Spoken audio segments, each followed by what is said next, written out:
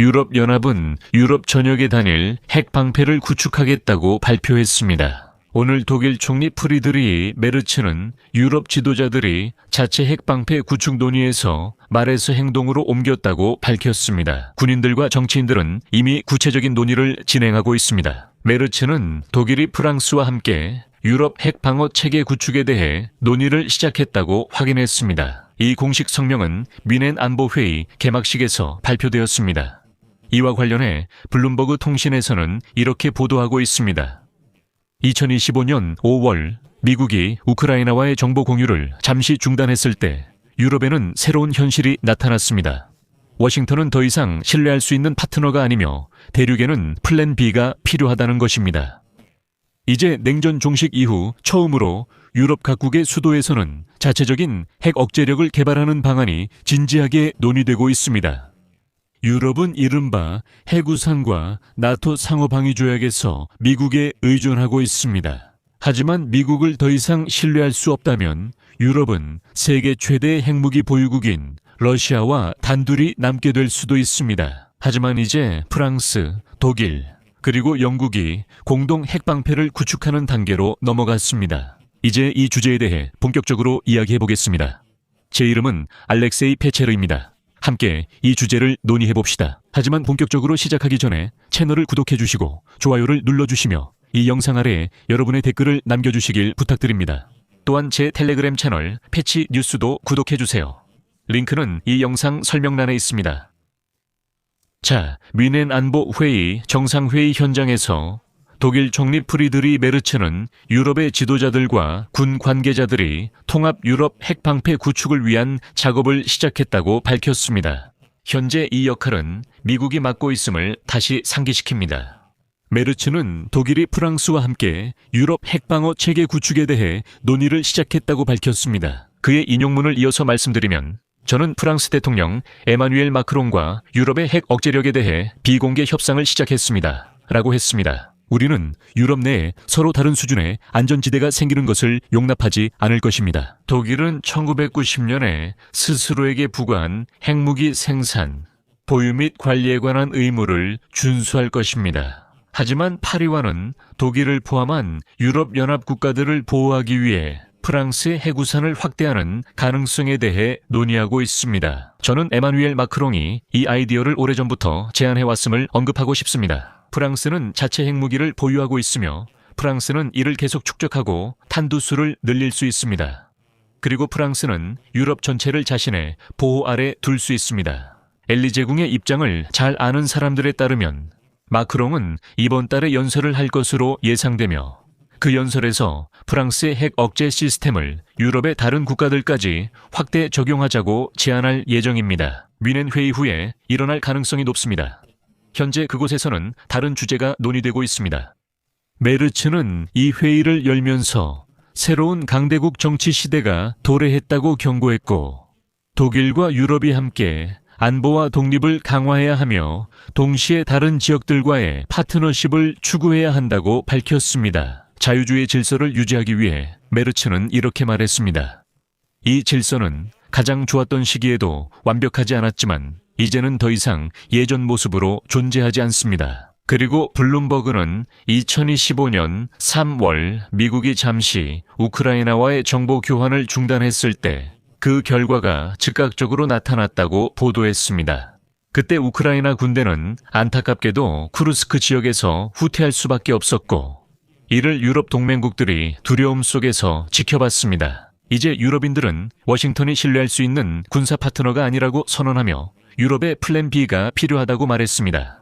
그리고 마침내 냉전 종식 이후 처음으로 유럽의 수도들이 더 이상 전적으로 의존하지 않기 위해 자체 핵 억제력을 개발하는 방안을 논의하고 있다는 사실이 알려졌습니다. 그리고 유럽은 실제로 이른바 핵 우산 문제에서 미국에 의존하고 있습니다. 이 핵 우산은 유럽 대륙에 배치된 미국의 무기와 상호 방위를 약속하는 나토 조약으로 구성되어 있습니다.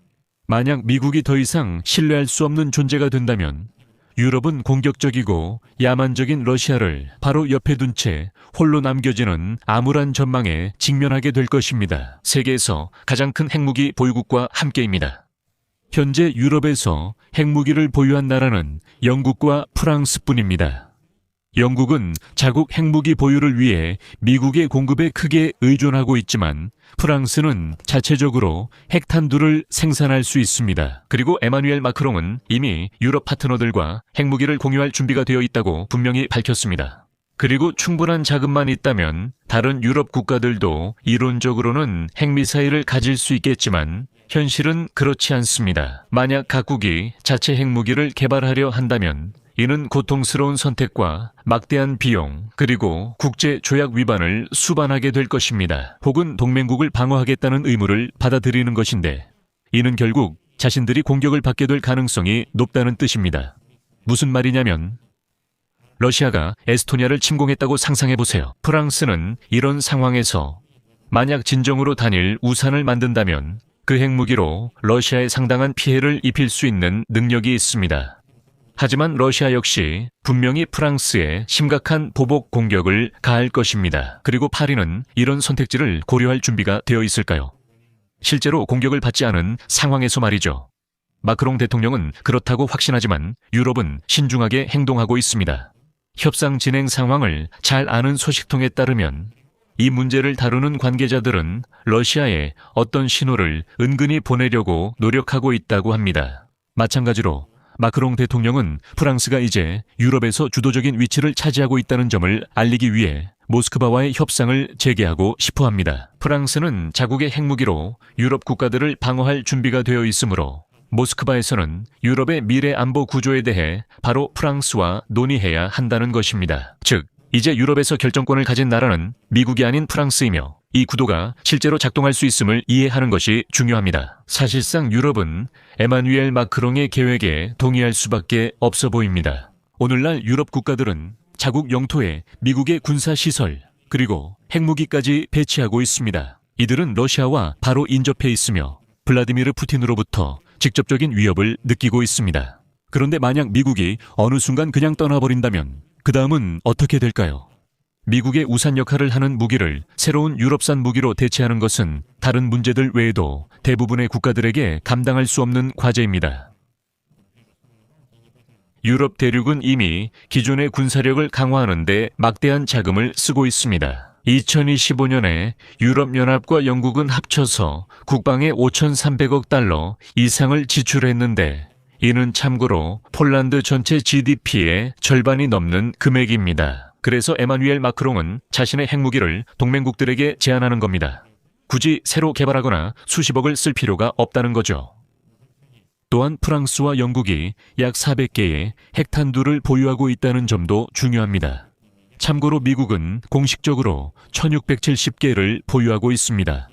하지만 비록 무기고가 더 적더라도 프랑스와 영국의 핵탄두는 수백 개의 도시를 파괴할 수 있을 만큼 충분한 폭발력을 가지고 있습니다. 러시아도 소위 전술 핵무기를 보유하고 있어 더 작은 목표를 타격할 수 있고 프랑스는 이제 막 전술 핵무기 생산에 착수했습니다. 하지만 만약 여러분이 이 모든 것이 아직까지 단순한 말뿐이라고 생각한다면 그건 사실이 아닙니다. 우선 프랑스와 영국은 이미 지난해 노스우드 선언에 서명했다는 점을 상기시켜 드리겠습니다. 이 선언에서는 우리의 핵전력은 독립적이지만 조정될 수 있으며 동맹의 전체 안보와 유럽 대서양 지역의 평화와 안정에 상당한 기여를 할 수 있다고 명시되어 있습니다. 즉, 서로 간에 조정이 이루어진다는 점이 명확하게 명시되어 있습니다. 그리고 이미 프랑스가 핵무기를 탑재할 수 있는 전투기를 폴란드와 독일 등 다른 유럽 국가에 배치하는 방안도 논의되고 있습니다. 하지만 또 다른 흥미로운 방안도 제안되고 있습니다. 아시다시피 프랑스는 핵연료를 재처리하고 있다는 것은 비밀이 아닙니다. 그래서 일부 유럽 국가들이 자체 핵무기 개발에 투자하자는 제안이 나오고 있는데 여기에는 중요한 한 가지 조건이 있습니다. 프랑스가 독일과 핵기술을 공유할 준비가 되어 있다는 것입니다. 그리고 독일은 핵탄두 생산의 마지막 직전 단계까지 개발을 진행하게 됩니다. 즉, 독일은 필요할 경우 핵무기를 만들 수 있는 모든 요소를 갖추게 되지만 당장은 그럴 필요가 없다는 겁니다. 그게 전부입니다. 마지막 단계에서 필요하다면 독일은 매우 짧은 시간 안에 핵탄두를 생산할 수 있게 됩니다. 이것은 매우 훌륭한 억제 메커니즘입니다. 독일은 마치 자체 핵무기가 없는 것처럼 보이지만 필요하다면 짧은 시간 안에 핵무기를 갖추게 되는 것이죠. 하지만 일부 전문가들은 유럽인들이 여기서 너무 과장하고 있다고 주장합니다. 미국이 유럽이 스스로 안보를 책임져야 한다고 말할 때 그것은 전통적인 방위에 관한 것이지 핵무기에 관한 것이 아니라는 겁니다. 트럼프는 한 번도 해구산에 대해 언급한 적이 없고 미국도 이 문제를 비공식 방위 논의에서 거론한 적이 없다는 겁니다. 그래서 일부 전문가들은 유럽인들이 대공 방어, 미사일 방어, 무인 시스템 등과 같은 일반 무기 체계에 집중하고 핵무기는 건드리지 말아야 한다고 말합니다. 여러분은 어떻게 생각하십니까? 댓글에 여러분의 의견과 결론을 남겨주세요.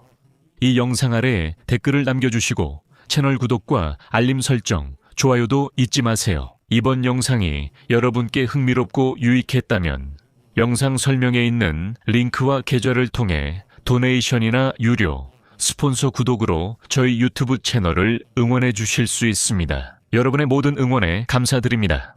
오늘은 여기까지입니다. 건강 잘 챙기시고 모두 안녕히 계세요.